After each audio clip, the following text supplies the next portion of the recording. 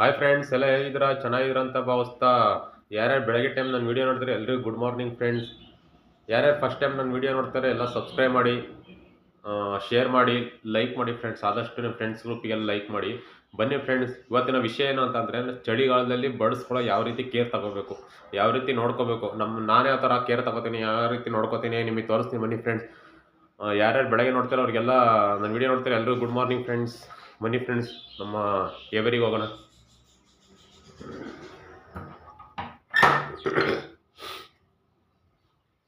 ನೋಡಿ friends, screen ಹೇಳಿದಿರೋದು ನೋಡಿ, ತಡ್ರಿ ತೋರಿಸ್ತೀನಿ, ನಿಮಗೆ ಲೈಟ್ ಹಾಕ್ತೀನಿ ನೋಡಿ. ಈ ಥರ ನಾನು ಕವರ್ ಮಾಡ್ತೀನಿ ಫ್ರೆಂಡ್ಸ್ ಚಳಿಗಾಲದಲ್ಲಿ. ಚಳಿಗಾಲ ಅಂತ ಅಲ್ಲ, ನಾನು ಯಾವಾಗಲೂ ಡೈಲಿ ಕವರ್ ಮಾಡ್ತೀನಿ ಫ್ರೆಂಡ್ಸ್. ಯಾಕಂದರೆ ನಾವು ಗ್ರಾನೈಟ್ ಹಾಕಿದ್ದೀವಿ ನೋಡಿ, ಇದು ಕೋಲ್ಡ್ ಜಾಸ್ತಿ ಗ್ರಾನೈಟು. ಈ ಥರ ಕವರ್ ಮಾಡ್ತೀನಿ ನೋಡಿ. ಈ ಕಡೆ ಸೈಡು ಈ ಥರ ಕವರ್ ಮಾಡಿದ್ದೀನಿ ನೋಡಿ, ಈ ಕಡೆ ಸೈಡು ಈ ಥರ ಕವರ್ ಮಾಡಿದ್ದೀನಿ ಫ್ರೆಂಡ್ಸ್.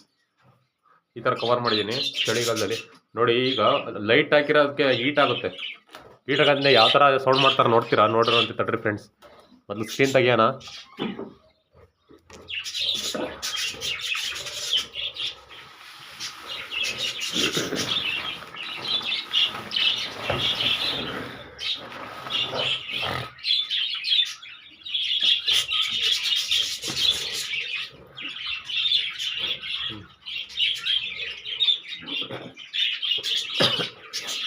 ನೋಡಿ ಫ್ರೆಂಡ್ಸ್, ರೂಮು ನೋಡಿ. ನಾನು ಈ ಥರ ವೈಟ್ ಕಲರ್ ಬಲ್ಬ್ ಯೂಸ್ ಮಾಡ್ತೀನಿ, ಡಬಲ್ ಬಲ್ಬ್ ಯೂಸ್ ಮಾಡ್ತೀನಿ. ಆ ಕಡೆ ಈ ಕಡೆ ಸೈಡ್ ಎರಡು ಸೈಡ್ ಕೇಜ್ ಇರೋದ್ರಿಂದ ನಾವು ಈ ಥರ ಡಬಲ್ ಬಲ್ಬ್ ಯೂಸ್ ಮಾಡ್ತೀವಿ. ಇನ್ನೊಂದು ಕೆಂಪು ಕಲರ್ ಬಲ್ಬ್, ಗುಂಡು ಬಲ್ಬ್ ಬರುತ್ತಲ್ಲ, ಅದು ಸಖತ್ ಹೀಟ್ ಆಗುತ್ತೆ ಫ್ರೆಂಡ್ಸ್. ಅದು ಸ್ವಲ್ಪ ಲೈಟ್ ಬಿಲ್ ಜಾಸ್ತಿ ಹಿಡಿಯುತ್ತೆ. ಮತ್ತು ನಾನು ಒಂದೇ ಕಲೆಕ್ಷನಲ್ಲಿ ಈ ಥರ ಎರಡು ಬಲ್ಬ್ ಯೂಸ್ ಮಾಡೋದ್ರಿಂದ ನನಗೆ ಅದು ಬೇಗ ಇರೋದೇ ಇಲ್ಲ ಫ್ರೆಂಡ್ಸ್, ಬರ್ನ್ ಆಗೋಗುತ್ತೆ.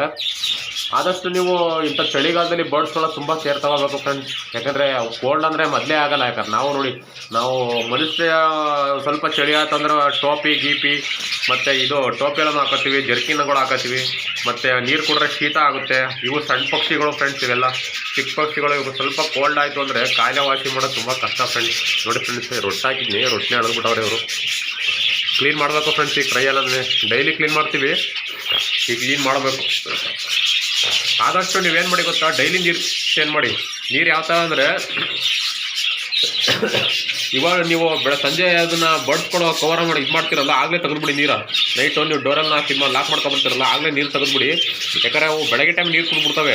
ಆಮೇಲೆ ನೀರು ಬಾಯಾರಿಕೆ ಆಗಿರುತ್ತೆ ಅವಕ್ಕೆ. ಈ ನೀರು ಆದಷ್ಟು ನೀವು ಉಗುರು ಬೆಚ್ಚನ ನೀರು ಇಡಬೇಕು. ಡೈಲಿ ನೀರು ಚೇಂಜ್ ಮಾಡಿ. ಯಾಕಂದರೆ ಬರ್ಡ್ಸ್ಗಳು ಜಾಸ್ತಿ ಶೀತ ಆಗೋದು ಮತ್ತು ಕೋಲ್ಡ್ ಲೂಸ್ ಮೋಷನ್ ಆಗೋದು ನೀರಿಂದನೇ. ನೀರಿನ ಕ್ವಾಲಿಟಿ ಏನಾದ್ರು ಚೆನ್ನಾಗಿಲ್ಲ ಅಂತ ಅಂದರೆ ಶೀತ ಆಗುತ್ತೆ, ಕೋಲ್ಡ್ ಆಗುತ್ತೆ. ನಾನೀಗ ನೀರು ಚೇಂಜ್ ಮಾಡಬೇಕು ಫ್ರೆಂಡ್ಸ್. ನೀರು ಚೇಂಜ್ ಮಾಡಬೇಕು, ಟ್ರೈ ಎಲ್ಲ ಕ್ಲೀನ್ ಮಾಡಬೇಕು, ಕ್ಲೀನ್ ಮಾಡಬೇಕು, ನೀರೆಲ್ಲ ಚೇಂಜ್ ಮಾಡಬೇಕು ಫ್ರೆಂಡ್ಸ್. ಆಮೇಲೆ ಫುಡ್ಡು ಅಷ್ಟೇ. ನೀವು ಯಾವತ್ತೂ ಒಳಗಡೆ ಬೌಲಲ್ಲಿ ಫುಡ್ ಇಡೋಕೆ ಹೋಗ್ಬಿಡಿ. ಈ ಥರದಲ್ಲಿ ಫುಡ್ ಇಡಿ. ಇದ್ರಲ್ಲಿ ಫುಡ್ ಇಟ್ಟರೆ ನಿಮ್ಗೆ ಅವು ಮೋಷನ್ ಮಾಡಿದ್ರೆ ಇದಕ್ಕಿರಾಗಲ್ಲ ನೋಡಿ. ಫ್ರೆಶ್ ಫುಡ್ ಬರ್ತಾ ಇರುತ್ತೆ ಇದರಲ್ಲಿ. ಆರಾಮಾಗಿ ನಾನೇನು ಮಾಡ್ಕೊಂಡಿದ್ದೆ ನೋಡಿ, ಈ ಥರ ಓಪನ್ ಮಾಡ್ಕೊತೀನಿ. ಈ ಥರ ಓಪನ್ ಮಾಡಿಬಿಟ್ಟು ಔಟ್ಸೈಡ್ ಫುಡ್ ಸುರಿತೀನಿ. ನೀರನ್ನು ಅಷ್ಟೇ, ಆದಷ್ಟು ಬೌಲಲ್ಲಿ ನೀರು ಇಡ್ಬೇಡಿ, ಇಂಥ ನೀರು ಇಡಿ, ಇದರಲ್ಲಿ ನೀರು ಇಡಿ. ಇದು ಔಟ್ಸೈಡ್ ಹೊಸ ಫ್ರೆಶ್ ನೀರು ಬರ್ತಾ ಇರುತ್ತೆ, ಮತ್ತು ನಾವು ಗಲೀಜಾಗಲ್ಲ. ನೀರು ಸ್ವಲ್ಪ ಕಲುಷಿತ ಆದ ಇಂಥ ಟೈಮಲ್ಲಿ, ಯಾಕಂದರೆ ಕೊರೆ ಜಾಸ್ತಿ ಬಿದ್ದಿರೋದ್ರಿಂದ ಈಗ ನೀರು ಜಾಸ್ತಿ ಕಲುಷಿತ ಆದರೆ ಲೂಸ್ ಮೋಷನ್ ಆಯ್ತವೆ. ಫುಡ್ಡು ನೀಟಾಗಿ ಆರೋಗ್ಯವಾಗಿರ್ಬೇಕು, ಮತ್ತು ಫುಡ್ಗಳು ನೀಟಾಗಿ ಡೈಲಿ ಚೇಂಜ್ ಮಾಡಿ. ಇಂಥ ಫೀಡರ್ಲಾದರೆ ಡೈಲಿ ಚೇಂಜ್ ಮಾಡೋ ಅವಶ್ಯಕತೆ ಇಲ್ಲ ಫ್ರೆಂಡ್ಸ್. ಫುಡ್ಗಳು ಡೈಲಿ ಚೇಂಜ್ ಮಾಡೋ ಅವಶ್ಯಕತೆ ಇಲ್ಲ. ಆದಷ್ಟು ರೂಮಿಂಗ್ ನಿಮ್ಮ ಔಟ್ಸೈಡ್ ಕಾಂಪೌಂಡ್ ಒಳಗಡೆ ಇಟ್ಟಿದ್ದೀರಿ ಅಂತ ಅಂದರೆ ಆದಷ್ಟು ನೀವೇನು ಮಾಡಬೇಕಂದ್ರೆ ಪೂರ್ತಿ ಕವರ್ ಮಾಡಬೇಕಂತ ಚಳಿಗಾಲದಲ್ಲಿ. ಈ ಬೆಳಗ್ಗೆ ಟೈಮ್ ನೀವೇ ನೋಡಿದ್ರೆ ತುಂಬ ಕೊರೆ ಬೀಳುತ್ತೆ.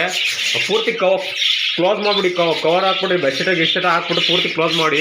ಯಾಕಂದ್ರೆ ಚಳಿ ಡೈರೆಕ್ಟಾಗಿ ಗಾಳಿ ಹೊಡೆದ್ರೆ ಅವಕ್ಕೆ ಚಳಿ ಕೋಲ್ಡ್ ಆಗಿ ಡೆತ್ ಆಗೋ ಚಾನ್ಸಸ್ ಇರುತ್ತೆ. ಮತ್ತು ಕೋಲ್ಡ್ ಟೈಮಲ್ಲಿ ನಿಮ್ಮ ಸೊಪ್ಪುಗಳು ಯಾವುದೇ ರೀತಿ ಸೊಪ್ಪುಗಳು ಹಾಕಕ್ಕೆ ಹೋಗ್ಬಿಡಿ. ಯಾಕಂದರೆ ಬಿಸಿಲು ನೋಡ್ತೀರ, ಬಿಸಿಲು 11 ಗಂಟೆ 12 ಗಂಟೆ ಮೇಲೆ ಬಿಸಿಲು ಬರುತ್ತೆ. ಬೆಳಗ್ಗೆ ಟೈಮ್ ತುಂಬ ಕೊರೆ ಇರುತ್ತೆ ಫ್ರೆಂಡ್ಸ್. ಈ ಟೈಮಲ್ಲಿ ಶಿವರಾತ್ರಿವರೆಗೂ ತುಂಬ ಕೊರೆ. ಸೊಪ್ಪುಗಳು ಯಾವುದೇ ಕಡೆ ಕೊಡಬೇಕು. ಸಾಫ್ಟ್ ಫುಡ್ಗಳು ಅಷ್ಟೇ, ಯಾರ್ಯಾರು ಸಾಕ್ತಿರೋ ಅವ್ರಿಗೂ ಅಷ್ಟೇ, ಎಲ್ಲರಿಗೂ ಹೇಳ್ತೀನಿ, ಸಾಫ್ಟ್ ಫುಡ್ಗಳು ಕೊಡೋಕೋಗ್ಬಿಡಿ. ಇಂಥ ಟೈಮಲ್ಲಿ ಮರಿಗಳು ಇರಲಿ ಬಿಡಲಿ, ಸಾಫ್ಟ್ ಫುಡ್ಗಳು ಕೊಡೋಕೋಗ್ಬಿಡಿ ಫ್ರೆಂಡ್ಸ್. ಅದರಿಂದ ಮೋಷನ್ಗಳು ಅಷ್ಟೇ. ಸೊಪ್ಪುಗಳು ಜಾಸ್ತಿ ಕೊಟ್ಟಷ್ಟು ಲೂಸ್ ಮೋಷನ್ ಆಗುತ್ತೆ. ಕೊಡೋಕೋಗ್ಬಿಡಿ ಸೊಪ್ಪುಗಳು ಯಾವ್ದು, ಸೊಪ್ಪು ಕೊಡೋಕೋಗ್ಬಿಡಿ. ನೋಡಿ ಎಕ್ಸ್ಟ್ರಾ ಕೇಜ್ ಫಿಟ್ ಮಾಡಿರೋದು.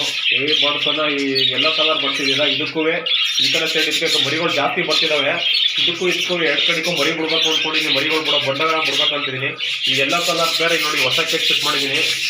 ಫಿಟ್ಟಿಂಗ್ ಆಗಿರೋ ಕೆಜಿ ಬಿಡಬೇಕು ಫ್ರೆಂಡ್ಸ್. ಮರಿಗಳಿದಾವೆ ಆಲ್ರೆಡಿ ಒಂದು 5 ಮರಿ ಇದಾವೆ. ಮರಿಗಳು ದೊಡ್ಡವಾಗಂತ ವೆಯ್ಟ್ ಮಾಡ್ಬೇಕು ನಾನು. ಇದು ಬಿಡಬೇಕು ಫ್ರೆಂಡ್ಸ್, ಇದು ಬಿಡಬೇಕು. ನೆಕ್ಸ್ಟ್ ಇನ್ನೊಂದು ಅಪ್ಡೇಟ್ ಕೊಡ್ತೀನಿ ಫ್ರೆಂಡ್ಸ್. ನಾವು ಕಾಲೋನಿ ಬ್ರೀಡಿಂಗ್ ಅಪ್ಡೇಟ್ ಕೊಡ್ತೀನಿ. ಯಾವ ಥರ ಮಾಡಿದ್ದೀನಿ ಕಾಲೋನಿ ಬ್ರೀಡಿಂಗ್ ಮಾಡಿದ್ದಕ್ಕೆ ಜಾಗ ಸಾಲ್ತಾ ಇರೋದ್ರಿಂದ ನಾವು ಅದಕ್ಕೊಂದು ಅಪ್ಡೇಟ್ ಬಿಟ್ಟಿದ್ದೀನಿ. ನಾನು ಕಾಲೋನಿ ಬ್ರೀಡಿಂಗ್ ಮಾಡಿದ್ದೀನಿ. ಈಗ ನನ್ನ ಹತ್ರ ಆಲ್ಮೋಸ್ಟ್ ಈಗ ಒಂದು 30 ಪೇರ್ ಇದ್ದಾವೆ, 40 ಪೇರ್ ಆಗಿದ್ದಾವೆ ಫ್ರೆಂಡ್ಸ್. 40 ಪೇರ್ ಆಗಿದ್ದಾವೆ. ಸಿಂಗಲ್ ಕೇಜ್ ಬ್ರೀಡಿಂಗ್ ಮಾಡೋಣ ಅಂತಾರೆ ನನಗೆ ಜಾಗ ಇಲ್ಲ. ಕೇಜ್ಗಳಿಗೆಲ್ಲ ಹೆಚ್ಚು ಕಮ್ಮಿ ಒಂದು 2 ಜಾಗ ಬೇಕು. ನನಗೆ ಜಾಗ ಇಲ್ಲ, ಪೂರ್ತಿ ಕ್ಲೋಸ್ ಆಗಿದ್ದರಿಂದ ಟೋಟಲ್ 10 ಬಾರ್ ಒಟ್ಟಿಗೆ ಬಿಟ್ಬಿಟ್ಟು ಕಾಲೋನಿ ಬ್ರೀಡಿಂಗ್ ಟೇಪ್ ಮಾಡಿದ್ದೀನಿ. ಅದು ನಮ್ಮಲ್ಲೇ ಹುಟ್ಟು ಬೆಳೆದಿರೋ ಮರಿಗಳೆಲ್ಲ ಹೂವೆ. ಅದನ್ನು 6 ಮಂತ್ಸ್ ಹಾಕಬೇಕು ಫ್ರೆಂಡ್ಸ್. ಅದನ್ನು 6 ಮಂತ್ಸ್ ಹಾಕಿ ಕಾಲೋನಿ ಬ್ರೀಡಿಂಗ್ ಮಾಡಿದ್ದೀನಿ. ನೋಡೋಣ ಅದರಿಂದ ರಿಸಲ್ಟ್ಗಳು ಯಾವ ರೀತಿ ಬರ್ತವೆ ಏನಂತ ನೋಡಬೇಕು. ಆದಷ್ಟು ಬರ್ಡ್ಸ್ ಕೂಡ ಫ್ರೆಶ್ ಆಗಿರೋ ನೋಡಿ ಈ ಥರ ಬೌಲ್ಗಳಲ್ಲಿ ನವಣೆಗಳು ಇಡಕ್ಕೆ ಹೋಗ್ಬಿಡಿ. ಬೇಗ ಗಲೀಜು ಮಾಡ್ಕೊತವೆ ಬೌಲಲ್ಲಿ ನವಣೆಗಳು ಇಡಕ್ಕೆ ಹೋಗ್ಬಿಡಿ. ಈ ಪ್ಯಾಕೆಟ್ ನೋಡಿ ಗಲೀಜು ಮಾಡ್ಕೊಂಡವೆ.